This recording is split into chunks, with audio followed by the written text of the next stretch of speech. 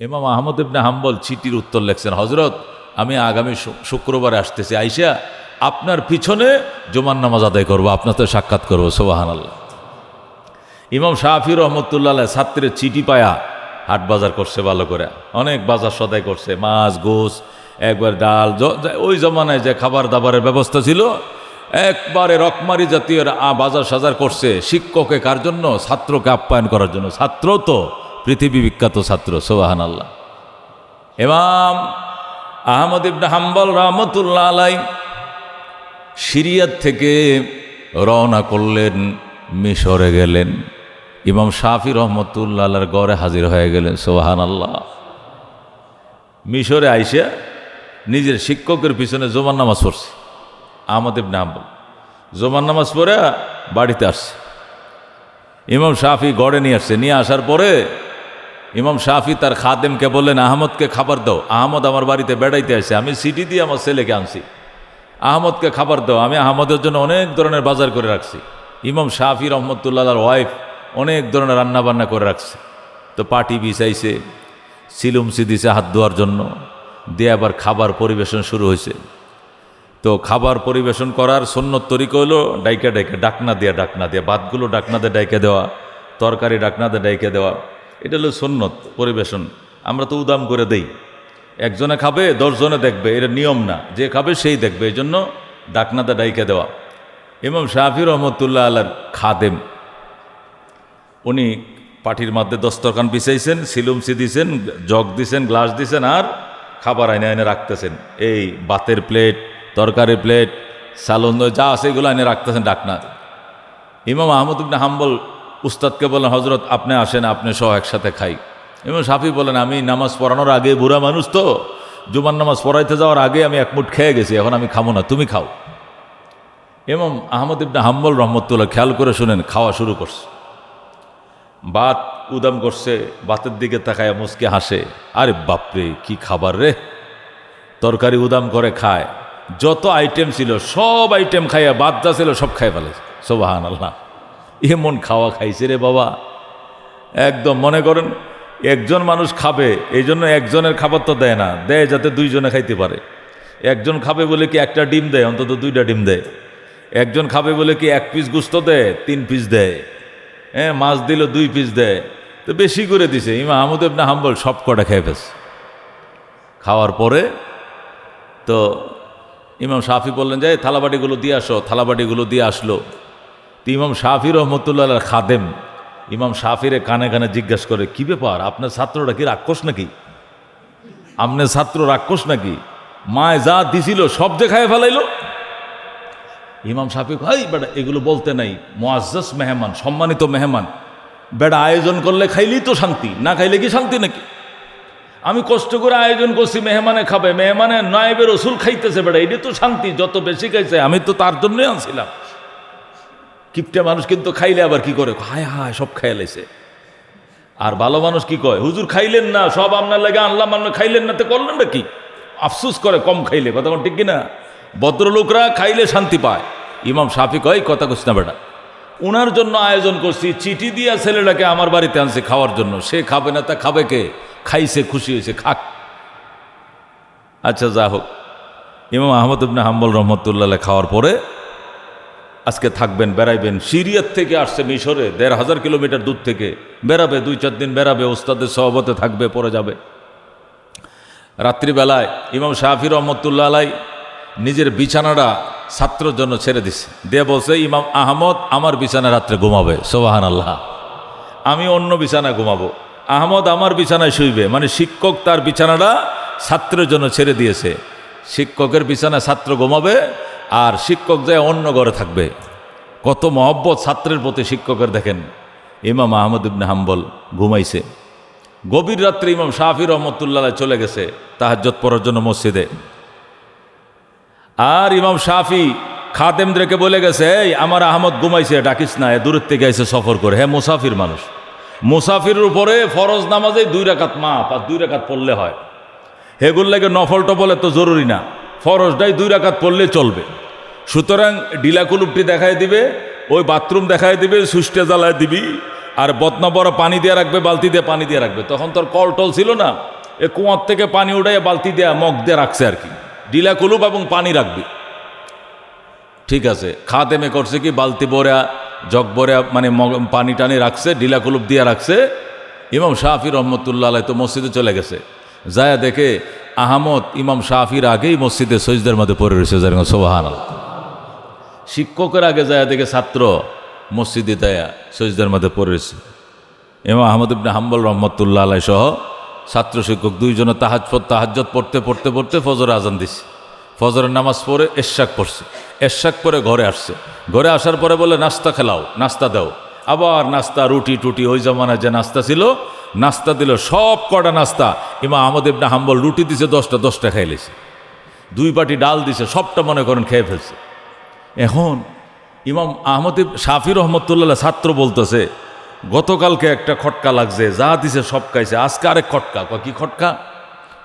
আমনে বলছেন বালতি ভরে পানি রাখার জন্য পানি রাখছি, ডিলা কুলুপ রাখার জন্য হেও রাখছি, বদনা ভরে রাখার জন্য সাও রাখছি, কিন্তু বদনার পানি বদনায়, বালতির পানি বালতি, ডিলা কুলুপের জায়গায় ডিলা কুলুপ, একটু পানিও নড়ে নাই জায়গার থেকে।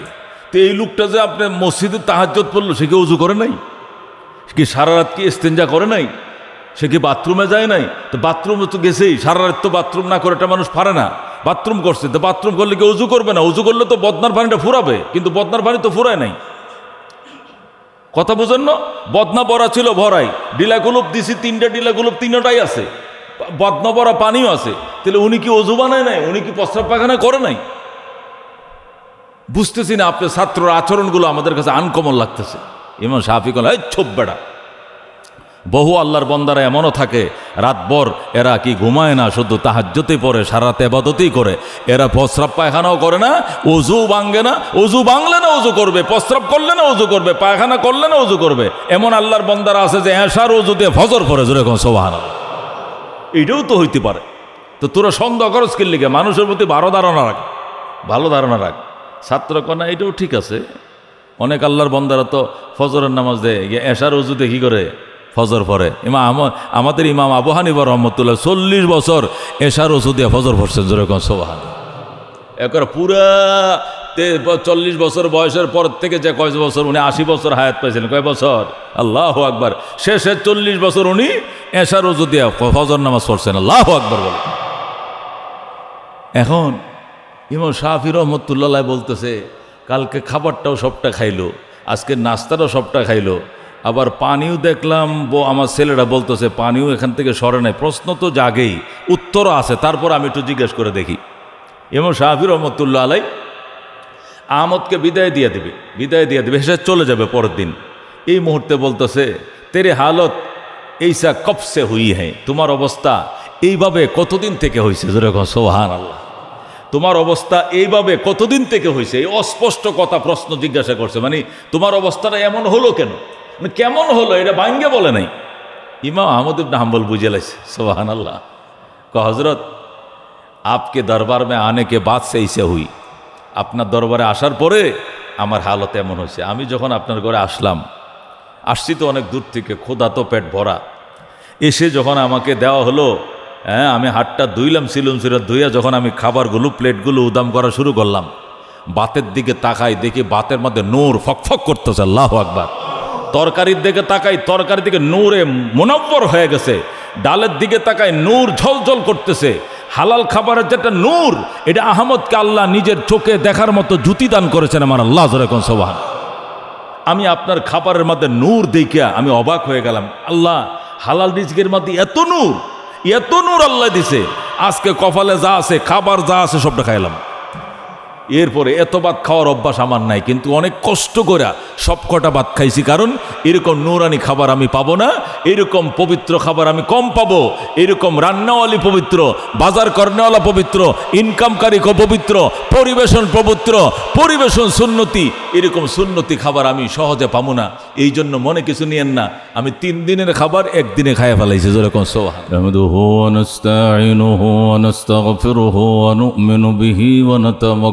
عليه ونعوذ بالله من شرور أنفسنا ومن سيئات أعمالنا من يهده الله فلا مضل له ومن يضلله فلا هادي له ونشهد أن لا إله إلا الله وحده لا شريك له ونشهد أن سيدنا ومولانا محمدا عبده ورسوله أما بعد فأعوذ بالله من الشيطان الرجيم بسم الله الرحمن الرحيم يا أيها الذين آمنوا كتب عليكم القتال وهو كره لكم وقال تعالى يا أيها الناس كلوا مما في الأرض حلالا طيبا وقال رسول الله صلى الله عليه وسلم من أكل طيبا وعمل بسنة وأمن الناس بوائقه دخل الجنة أو كما قال النبي عليه الصلاة والسلام اللهم صل على محمد وعلى آل محمد كما صليت على إبراهيم وعلى آل إبراهيم إنك حميد مجيد اللهم بارك على محمد وعلى آل محمد كما باركت على إبراهيم وعلى آل إبراهيم إنك حميد مجيد الحمد لله সম্মানিত মুসল্লিয়ান کرام রব্বুল আলামিনের দরবারে অসংখ্য শুকরিয়া। বেশ কিছুদিন ধরে ওয়েদার একটু খারাপে চলছে, অতিরিক্ত বৃষ্টি বাদল, এর মধ্যেও আল্লাহ তাআলা আমাদেরকে তার ঘরে আজানের পরেই আগে ভাগে হাজির হওয়ার সুযোগ দিয়েছেন, আলহামদুলিল্লাহ। গত সপ্তাহে আলোচনা করতেছিলাম হালাল রিজিক সম্পর্কে, হালাল ইনকাম সম্পর্কে। মোলাখাস কথা ছিল, সারমর্ম ছিল হালালে বেজাল নাই, হারামে আরাম নাই। হালালে বেজাল নাই, হারামে আরাম নাই। এ দুনিয়াতে যারা হারাম ইনকাম করেছে, হয়তো বুড়ি মোটা করেছে, বাড়ি বড় করেছে, উঁচু করেছে, মসনদ বড় বড় মসনদ কিনে নিয়েছে, বিদায় বেলায় স্যালাইনের উপরে মাসের পর মাস, বছরের বছরও চলে গেছে। বাংলাদেশের বড় ধনী মানুষ ছিলেন জহিরুল ইসলাম, শ্রেষ্ঠ ধনী ছিলেন, তার জামানায় সেই ধনী ছিলেন। এখন এত ধনী মানুষ হয়েছে দেশে যে জহিরুল ইসলামকে 10 বার কিনতে পারবে।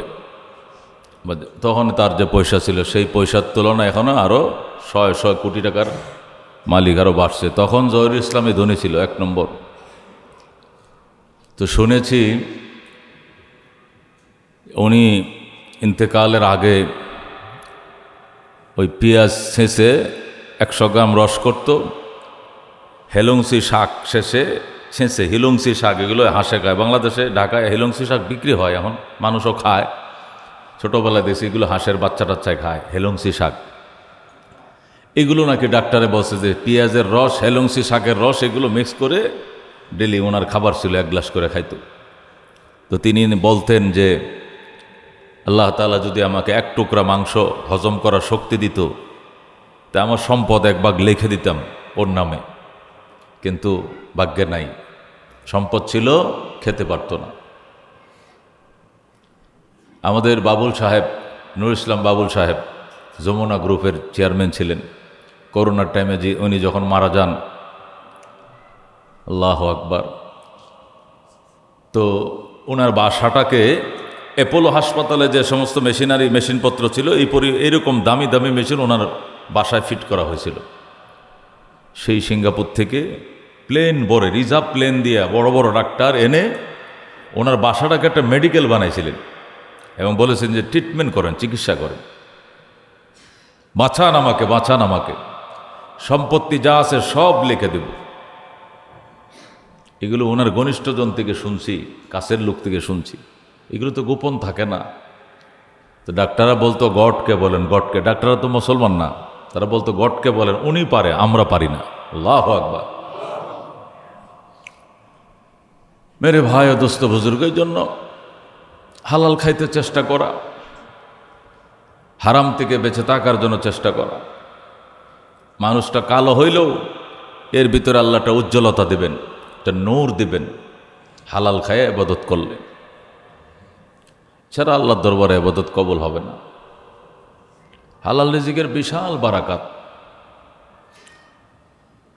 আমি ঘটনা আপনাদেরকে শোনাইছিলাম, দেওবন্দ মাদ্রাসা ইউপিতে, উত্তরপ্রদেশে দারুল উলুম দেওবন্দ মাদ্রাসার যে বাউন্ডারি ওয়াল আছে, প্রথম যখন মাদ্রাসা প্রতিষ্ঠা হয়েছিল তখন এটা ছিল মাটির ওয়াল, কাঁচা মাটির ওয়াল। এখন তো পাকা ওয়াল টল একবারে গেট টেট লাগানো, তখন কাঁচা মাটির দেওয়াল ছিল, প্রাচীর প্রাচীর, সীমানা প্রাচীর।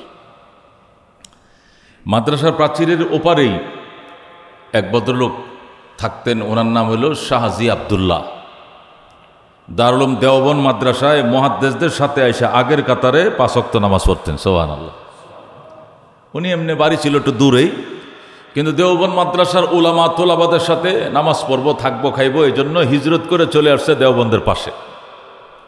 মাদ্রাসার দেওয়ালের আউটের বাহিরেই জায়গা কিনে একটা মাটির বাড়ি করছে, মাটির, তখন তো মাটির ঘর ছিল, মাটির ঘর করছে, সেখানে থাকে। উনি কি কাজ করে? উনি ঘাস বিক্রি করে, ঘাস খাঁসা ভরে ঘাস কাটে, দিনভর কেটে আইনা রাইকাদের সকালবেলায় মহিষের জন্য, গরুর জন্য হাট বসে, ঘাস কিনার, ঘাসের হাট বসে, মাছের যেরকম হাট বসে, তরকারির হাট বসে। গরুর খামারিরা কি করে? ওই গরুর খাবারের জন্য কি করে? বাজারে যায় কি কেনার জন্য? খের কেনার জন্য, ঘাস কেনার জন্য, কাঁচা ঘাস।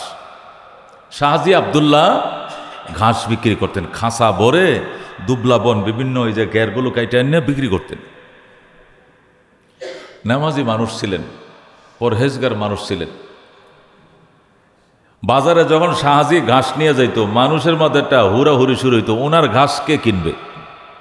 শাহজির ঘাস কিনতে হবে। শাহজির ঘাস কিনে গরু রেখা হইলে এই গাইয়ে দুধ দিবে বেশি, সুবহানাল্লাহ। এই গাবি কি দিবে বেশি? দুধ দিবে বেশি, এটা মানুষের বিশ্বাস ছিল। এই জন্য ওনার ঘাসগুলো কেনার জন্য মানুষ পাগল হয়ে যেত। তো শাহজি আবদুল্লাহ উনি, এটা দেওবন্দ মাদ্রাসার ইতিহাসের মধ্যে এই ঘটনা লেখা আছে, পড়ছি আমি, উর্দুতে লেখা আছে। তো শাহজি নিয়ম করতেন প্রতিদিন 6 আনা বিক্রি করবেন। কয় আনা? 6 আনা। 6 আনা এক খাঁচা ঘাস নিয়ে 6 আনা বিক্রি করে চলে আসতেন। এসে বাড়িতে এসে 2 আনা দিয়ে বাজার করে আনতেন, আর 2 আনা ওই বাজারেই গরিব দুঃখীদেরকে দান করে দিতেন, আর 2 আনা জমা করতেন। 2 আনা জমা করার পরে 1 বছরের টাকাটা একত্রিত করলে 60 টাকা না কয় টাকা হইতো। এই টাকাটি দিয়ে দেওবন্দ মাদ্রাসার মুহাদ্দিস যারা হাদিস পড়ায়, বুখারী মুসলিম পড়ায়, সিয়াসিত্তার কিতাব পড়ায়, মুহাদ্দিসিনদেরকে বছরে একবার দাওয়াত করে খাওয়াইতেন, সুবহানাল্লাহ।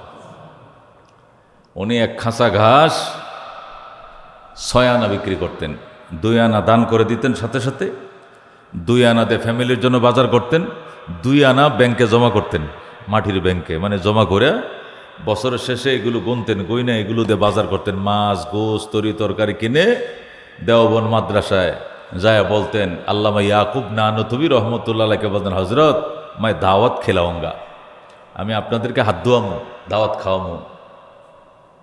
এই কাজ করতেন। আল্লামা ইয়াকুব নানতুবি রহমতুল্লাহ আলাই বলেন, ঘাসের দাম যখন বেড়ে যাইত, অনেক সময় ঘাসের ক্রাইসিস, ঘাস পাওয়া যায় না, তখন দেখা যায় এক কাঁচা ঘাসের দাম 12 আনাও হইতো, কিন্তু উনি 6 আনার বেশি বেচতেন না। উনি 6 আনার উসুল ঠিক রাখতেন, কায়দা করে 2 আনা উনি বেশি নিতেন না, 6 আনার উপরে থাকতেন। আমি দেওবন্দের আমাদের যে শিক্ষকদের স্টাফের মিটিং হইতো, যখন দেওবন্দ মাদ্রাসার 60-70 জন স্টাফ যখন মিটিংয়ে বসতাম, সাপ্তাহিক মিটিংয়ে, সব শিক্ষকরা আমারে বলতো, হজরত শাহজি নে দাওয়াত কব খিলায়েগা, শাহজি আমাদেরকে কবে দাওয়াত খাওয়াবে, আপনি খবর লন। আমি তো প্রিন্সিপাল, তা আমার সবাই বলতো। তা আমি বলতাম, দেখ এই সাহারানপুরে, এই ইউপিতে সাহারানপুরে ধনী মানুষের অভাব নাই, খালি হিন্দুরা ধনী না, মুসলমানরাও বড় বড় শিল্পপতিরা আছে, যারা গাড়িতে করে নিয়ে খাওয়াই আবার গাড়িতে করে মাদ্রাসা নামায় দিয়ে যাবে। এরকম দাওয়াতের সিরিয়াল আমার কাছে, কিন্তু ওই দাওয়াত খাইতে কেউ যাইতে চাও না। কিন্তু এই ঘাস বেচন না দাওয়াত কবে দিব খালি বারবার জিজ্ঞাসা করো, কারণটা কি? পাইছো নাকি? ঘাস বেচন না দুই আনা করে জমা করে, আর এই দিয়ে তুমি করে দাওয়াত খাওয়ায়। তার দাওয়াত খাওয়ার জন্য কব দাওয়াত খিলায়েগা, এটা বলো কেন? তো দেওবন্দ মাদ্রাসার মুহাদ্দিসরা বলতেন, হযরত শাহজির দাওয়াত একদিন খাইলে 40 দিন পর্যন্ত তাকবীরুল মিস হয় না, তাহাজ্জুদ মিস হয় না, ইবাদতের নূর পাওয়া যায়। যেরকম সুবহানাল্লাহ। কারণ শাহজির ইনকাম হলো হালাল। শাহজির ইনকাম কি? হালাল। ঘাস বেচার পয়সা। কি বেচার পয়সা? ঘাস বেচার পয়সা। কষ্ট করে কাঠের ওই দে মাথায় করে বুঝা বইয়া আইনে রাখে, সকালবেলায় কুয়াশার মধ্যে ফজর নামাজটা পড়িয়া পরে ঘাসটি নিয়ে বাজারে যায়। তো মহিষের দুধ যারা বেচে, গাভীর যারা পালে, ওই খামারিরা ওই 6 আনা দিয়ে কিনে নেয়। এই 6 আনাতে আবার 2 আনা দান করে দেয়। 2 আনাতে ফ্যামিলির বাজার করে, 2 আনা জমা করে ওলামা হজরতদেরকে দাওয়াত খেলানোর জন্য। সুবহানাল্লাহ। দাওয়াত খাওয়ার জন্য, দাওয়াত দেওয়ার জন্য দেওবন্দ মাদ্রাসা সিরিয়াল থাকে, লিস্ট করে দিয়ে যায়। আমার দাওয়াত সোমবারে, আমার দাওয়াত মঙ্গলবারে। ওই দাওয়াতে কেউ যাইতে চাও না। না আমার হাই প্রেশার, আমি গরু গোস্ত খাই না। না আমার ঝামেলা আছে, আমি সাহারনপুর যাওয়ার সময় নাই। না আমার ঘন্টা ক্লাস করার পরে আমার বাড়িতে সমস্যা আছে। সবাই খালি কাইটে বড়, কিন্তু শাহজি কবে দাওয়াত দিব খালি সিরিয়াল খুঁজো। ঘটনা রাখি, শাহজির দাওয়াতের সাথে তুলনা হয় না। ওনার দাওয়াত একদিন খাইলে 40 দিনের ইবাদতের নূর পাওয়া যায়, তাহাজ্জুদ মিস হয় না, তাকবীরুল মিস হয় না। যেরকম সুবহানাল্লাহ। ইবাদতের সাথে হালাল ইনকামের এত সম্পর্ক। ইন্নাল্লাহ তাইয়্যিবুন লা ইয়াকবালু ইল্লা তাইয়্যিবা। আল্লাহর হাবিব বলেন, ইন্নাল্লাহ তাইয়্যিবুন, আল্লাহ পবিত্র, লা ইয়াকবালু ইল্লা তাইয়্যিবা, তিনি পবিত্র ছাড়া অন্য কিছু কবুল করেন না। আল্লাহ পবিত্র, আল্লাহ পবিত্রকে কবুল করেন।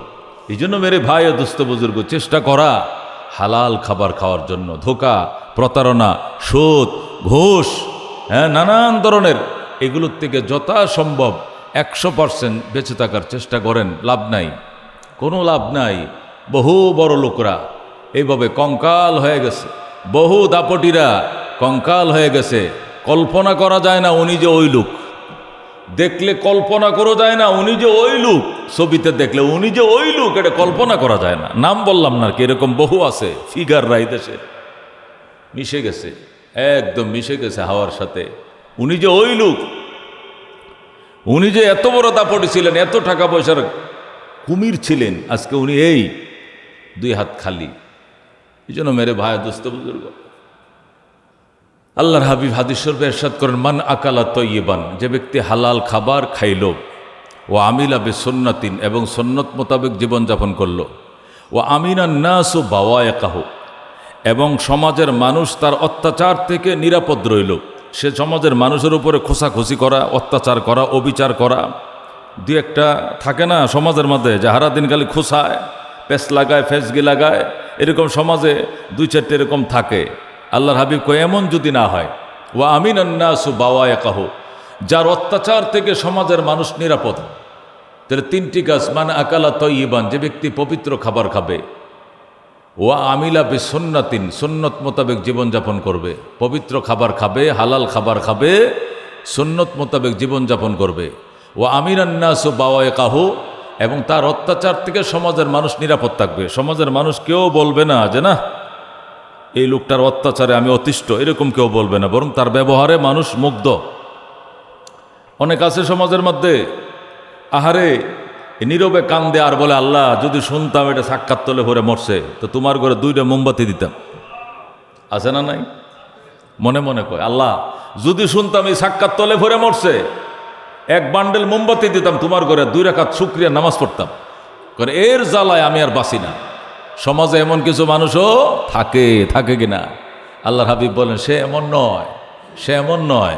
ও আমিনান নাসু বাওয়ায়কাহু, সমাজের মানুষ তার অত্যাচার থেকে নিরাপদ। সে নিজে হালাল খায়, পয়গম্বরের সুন্নত মোতাবেক জীবনযাপন করে, তার হাত দ্বারা কাউকে কষ্ট দেয় না, মুখ দ্বারা কাউকে কষ্ট দেয় না, জুবান দ্বারা কাউকে কষ্ট দেয় না, আচার আচরণ দ্বারা কেউ কষ্ট পায় না, লেনদেন দ্বারা কেউ কষ্ট পায় না। রসুল বলেন তা খালাল জান্না, এ মানুষ মরতে দেরি হবে, জান্নাতি হতে দেরি হবে না, সে সরাসরি জান্নাতে যাবে। তিনটা সিফত যার ভিতরে থাকবে।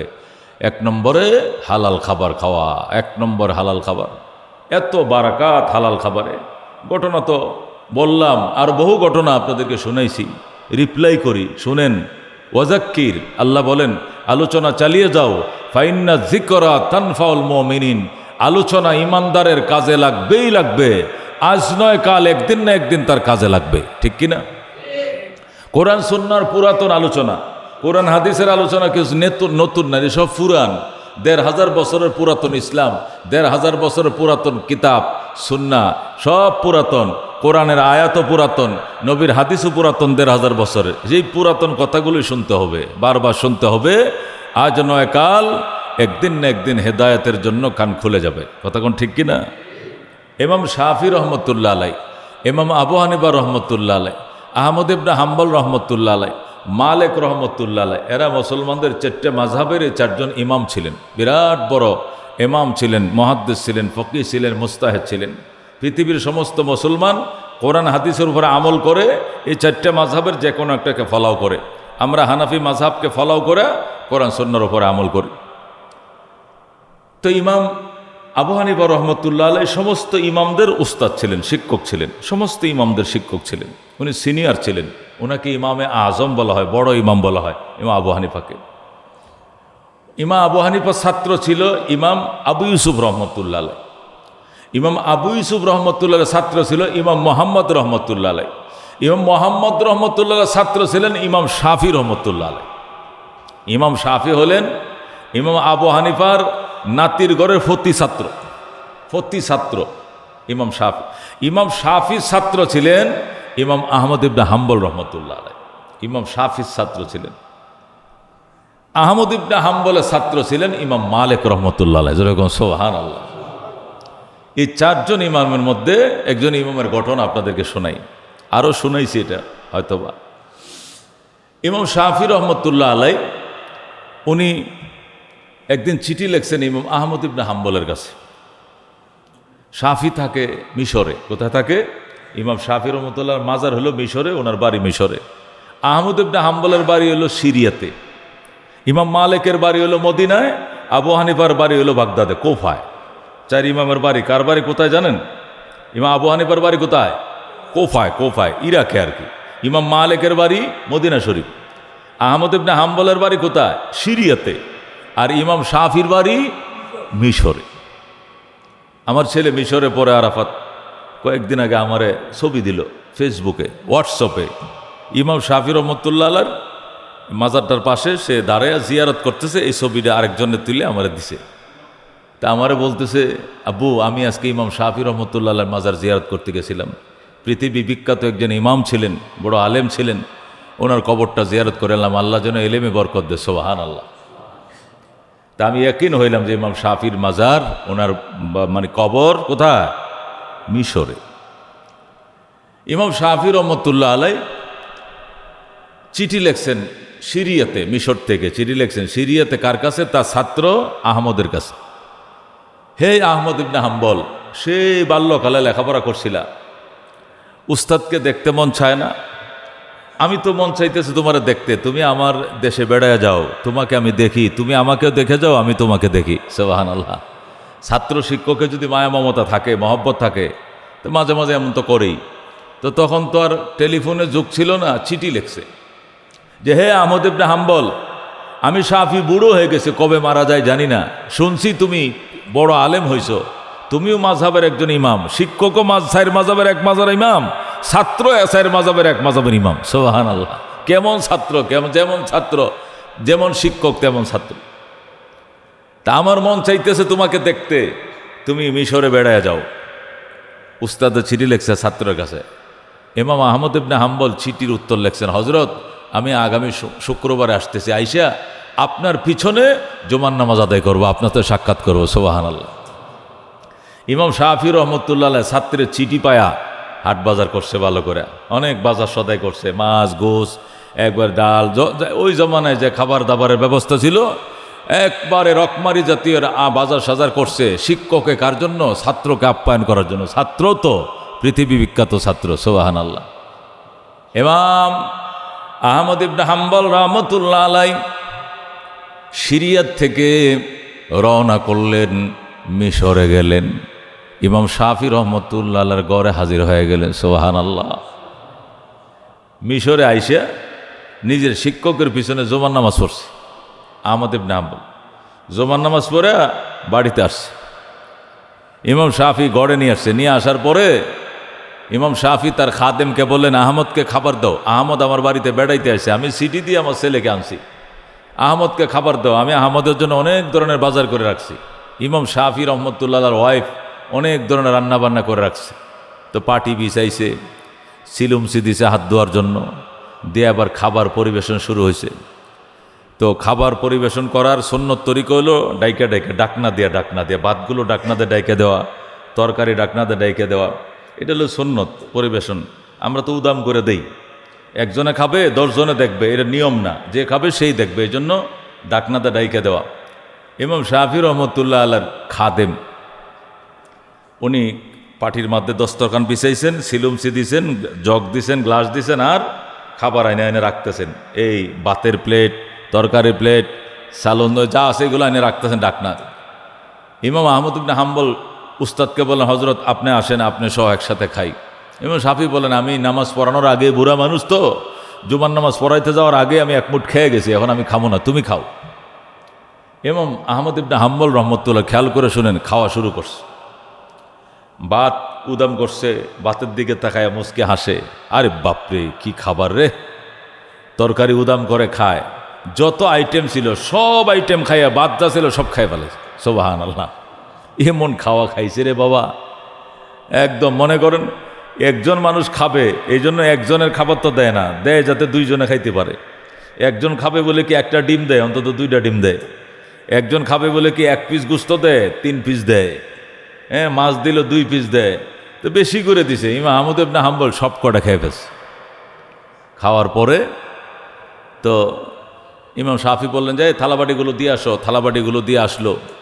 তো ইমাম শাফি রহমতুল্লাহ আলাইহির খাদেম ইমাম শাফিরে কানে কানে জিজ্ঞাসা করে, কি ব্যাপার, আপনার ছাত্রটা কি রাক্ষস নাকি? আপনার ছাত্র রাক্ষস নাকি?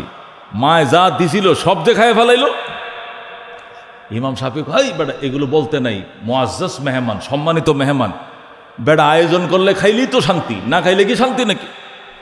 আমি কষ্ট করে আয়োজন করছি, মেহমানে খাবে, মেহমানে নায়েবে রসুল খাইতেছে, বেটা এটা তো শান্তি, যত বেশি খাইছে আমি তো তার জন্যই আনছিলাম। কিপটে মানুষ কিন্তু খাইলে আবার কি করে, হায় হায় সব খাইয়া লাইছে। আর ভালো মানুষ কি কয়, হুজুর খাইলেন না, সব আপনার লাগে আনলাম, আপনি খাইলেন না, তো করলেন না কি? আফসোস করে কম খাইলে, কথা ঠিক কিনা? ভদ্রলোকরা খাইলে শান্তি পায়। ইমাম শাফি কয়, কথা কইস না বেটা, উনার জন্য আয়োজন করছি, চিঠি দিয়া ছেলেটাকে আমার বাড়িতে আনছে খাওয়ার জন্য, সে খাবে না তা খাবে কে? খাইছে, খুশি হয়েছে, খাক।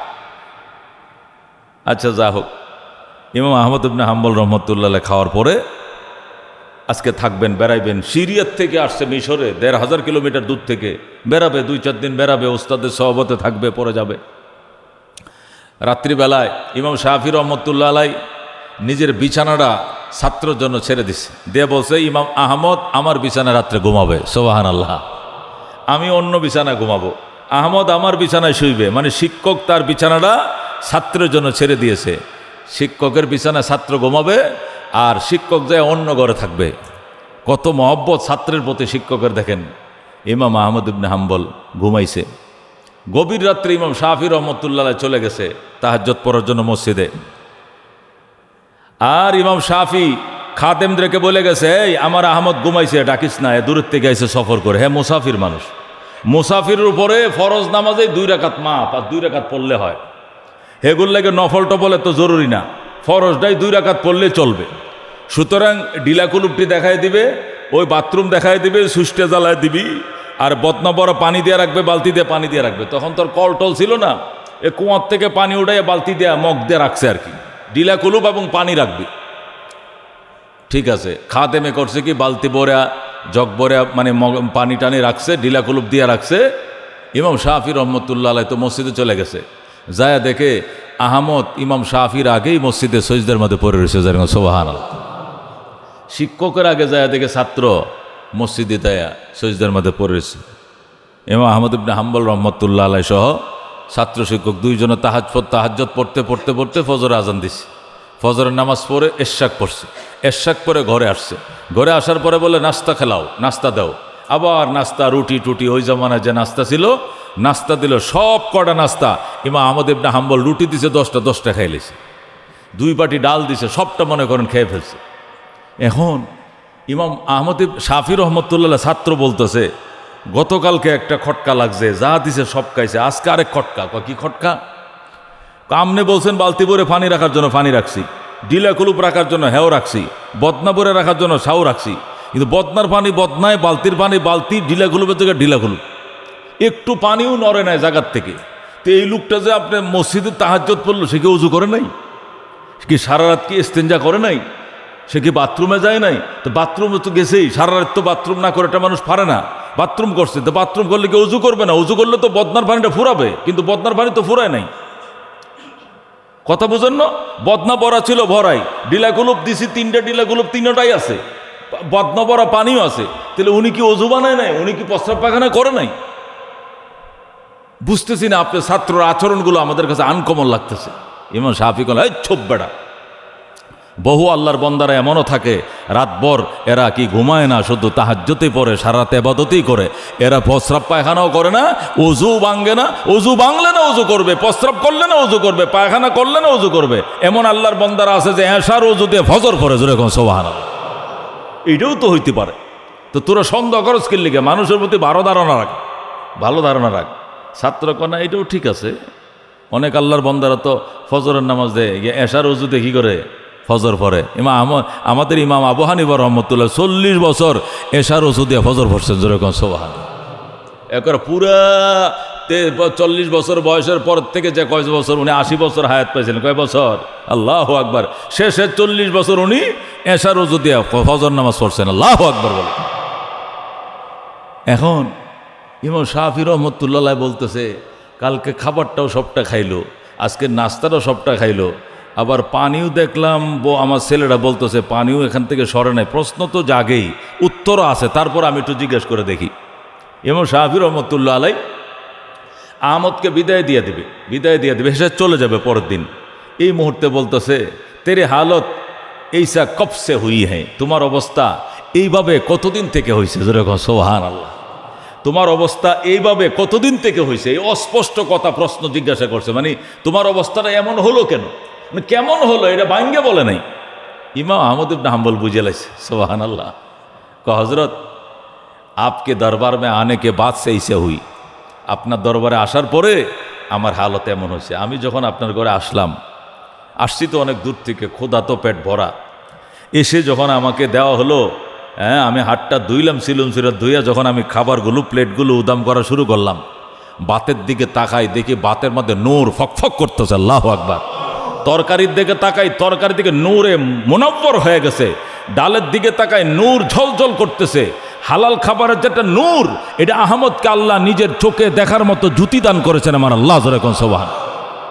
আমি আপনার খাবারের মধ্যে নূর দেখিয়া আমি অবাক হয়ে গেলাম। আল্লাহ হালাল রিজকের মধ্যে এত নূর আল্লাহ দিছে। আজকে কপালে যা আছে, খাবার যা আছে, সবটা খাইলাম। এরপরে এত ভাত খাওয়ার অভ্যাস আমার নাই, কিন্তু অনেক কষ্ট করে সব কটা ভাত খাইছি, কারণ এরকম নূরানি খাবার আমি পাবো না, এরকম পবিত্র খাবার আমি কম পাবো।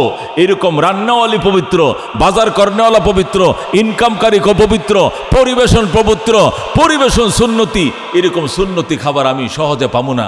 এই জন্য মনে কিছু নিয়েন না, আমি 3 দিনের খাবার 1 দিনে খাইয়া ফেলাইছি। যেরকম সোহান। ইমাম শাফি রহমতুল্লাহ বলেন, লাভ কি হয়েছে? মানে লাভ হইছে আপনার খাবারটা আমার পেটে যাওয়ার পরেই আমার চোখের পর্দা আল্লাহ খুলে দিয়েছে। যেরকম সুবহানাল্লাহ। এলেমের দরজা আল্লাহ তাআলা আমাকে খুলে দিয়েছেন। আল্লাহ তাআলা আমাকে এত এলেমের দরজা খুলে দিয়েছেন। একটা আয়াতের ব্যাখ্যা আমি 40 বছর ধরে চিন্তা করতেছি, কোরআনের একটা আয়াতের ব্যাখ্যা আমি বুঝি না। আজকে আপনার ঘরের খাবারটা খাই আমি খালি একটু কাত হয়েছি কাইলুলা করার জন্য, একটু কাত হয়ে ওই আয়াতটা আমার মনে হয়ে গেছে। তখন আয়াতটা আমার পানির মতো ইয়াদ হয়ে গেছে। একটা আয়াতের বোঝা এমন বোঝা বুঝছি, এই একটা আয়াত থেকে আমি 100টা মাসলা বাইর করছি। যেরকম সুবহানাল্লাহ। এক আয়াত থেকে 100টা মাসালা আমি ইস্তেমবাদ করেছি। আমার এত বুঝে আসছে আল্লাহ তাআলা আপনার হালাল রিজিক খাওয়ার সাথে সাথে আমার ইলমের দরজা খটকা খুলে দিয়েছে আমার আল্লাহ। জোরে কোন সুবহান। আর কি, এটা হলো আমার ইলমের বরকত, আর একটা হলো আমার শারীরিক বরকত। আমি 2-3 বার উঠে প্রস্রাব পায়খানা করি, কিন্তু আজকের আপনার খাবার খাওয়ার পরে সারা রাত আমার প্রস্রাব পায়খানা কোনো কিছু হয় নাই, ঘুমও হয় নাই। এই যে এশার নামাজ যে উজুদে করছিলাম, এই উজুদেই তাহাজ্জুদ পড়ছি, এরপরে ফজর পরে এশাক পরে ঘরে এসেছি। সুতরাং পানির জায়গায় পানি আছে, ঢিলা কুলুবের জায়গায় ঢিলা কুলুব আছে। হয়তো আপনার প্রশ্ন থাকতে পারে এইটা কেমন হইল, কিভাবে হইল? এর জবাব হলো এই, জোরে কোন আল্লাহু আকবার। হে মেরে ভাই ও দোস্ত বুজুর্গ, একে বলে হালাল রিজিক। হালাল রিজিক। ইমাম আহমদ ইবনে হাম্বল বলেন, আমি 3 দিনের খাবার একদিনে খাইছি, প্রয়োজনে বাকি 3 দিন উপবাস থাকবো, কিন্তু এই খাবার ছাড়বো না, এই খাবার ছাড়বো না। হে মেরে ভাই দোস্ত বুজুর্গ, হালাল খাবার এমন জিনিস, হালাল রান্না যারা করে, নামাজি মেয়েরা একটু 2 ফুটা সর্ষের তেল দিয়া একটু তরকারি এমনি মাখবো, মাখিয়ে বয়া দিব, আর আমনের বয়ে আধা কেজি ডালবো সোয়াবিন, কি আধা কেজি রূপচান্দা ডালবো, আর ওই মহিলা 2 ফুটা দেখালি মাইকে বইবো, এরপর হের তরকারির কাছেও যাইব না আপনার ডাজরে। আল্লাহু আকবার। কারণ এই বেডি যে রানছে এটা গোসল ফরজ, এটা স্বামীর মিলামেশা করছে রাত 3টায়, সকাল 8টা বাজে রান্ধে, এটা অহনা খাটাসটা অহনা গোসল করে না, জোরে কর নাউজুবিল্লাহ। আর ওই মহিলাটা রাত্রে তাহাজ্জুদ পড়ছে, ফজরে পড়ছে, এশাক পইরা পরে বিসমিল্লাহির রহমানির রহিম বলে একটা রসুনের কি ডান দিছে, অর্ধেকটা পেঁয়াজ দিছে, 2টা কাঁচামরিচ দিছে, 2 ফুটা তেল দিয়ে মাখিয়ে বইছে। তোমার আধা কেজি সোয়াবিন তেল রূপচান্দা, আর কি আধা কেজি পেঁয়াজ, আধা কেজি রসুন, আর হে 2 ফুটা তেলের মাখনি রান্দা, এটার ধারে কাছেও যাবে না তোমার ডাজরে। আল্লাহু আকবার।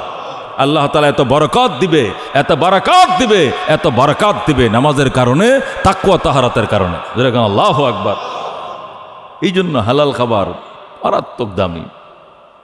আল্লাহর হাবিব সাল্লাল্লাহু আলাইহি সাল্লাম ওনারা সৈয়দ ছিলেন, কোরাইশ ছিলেন। কোরাইশের উপরে হারাম খাওয়া, সাদকা খাওয়া নিষেধ, সাদকা খাওয়া নিষেধ। কোরাইশের উপরে সাদকা খাওয়া নিষেধ। আল্লাহর হাবিব সাল্লাল্লাহু আলাইহি সাল্লামের ঘরে একদিন হাদিয়ার খেজুর আসছে, হাদিয়ার খেজুর। তো হযরত হাসান হুসেন ছোট মানুষ, হাদিয়ার খেজুর আসছে, হাসান হুসেন খোদার তাড়নায় 2 ভাইয়ে 2 খেজুর মুখে দিয়ে লাইছে। 2 ভাই যখন 2 খেজুর মুখে দিছে, এরপরে হঠাৎ করে আল্লাহর হাবিব সাল্লাল্লাহু আলাইহি সাল্লাম জানতে পারলেন যে এগুলো তো সদকার খেজুর, এগুলো তো গরিবে খাবে, সদকা তো আমরা কোরাইশরা খেতে পারি না। আল্লাহর হাবিব বললেন, এনে 2টা খেজুর ছিল, কে খাইলো?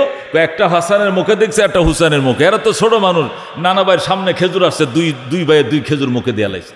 আল্লাহর হাবিব সাল্লাল্লাহু আলাইহি ওয়াসাল্লাম দৌড়ে হাসান হুসেনকে খুঁজে বের করছে, কিরে খেজুরটি কই? খেয়ে ফেলছি। আকালতু ইয়া আকালতু, নানা ভাই খায় ফেলেছি। পয়গম্বর কয় বমি কর, কাখ কাখ কাখ, বমি কর, হক হক হক হক হক হক, কাখ আরবিতে কয় মানে অকক কর, বমি কর। দুনু নাতি হাসান হোসেনকে বমি করায় ফেডের ভিতর থেকে খেজুরটা বাইর করাইছে। আল্লাহু আকবার। যে আমার নাতিরা সাদাকা হারাম খেতে পারে না, আমরা কোরাইশের উপরে সাদকা খাওয়া নিষেধ, আমার নাতিরা ছোট মানুষ বুঝতে পারে নাই, এই জন্য হাসান হোসেনের খাওয়া জিনিসটা পেটের ভিতর থেকে পয়গম্বর হাত দিয়ে বাইর করে ফেলাইছে। আল্লাহু আকবার।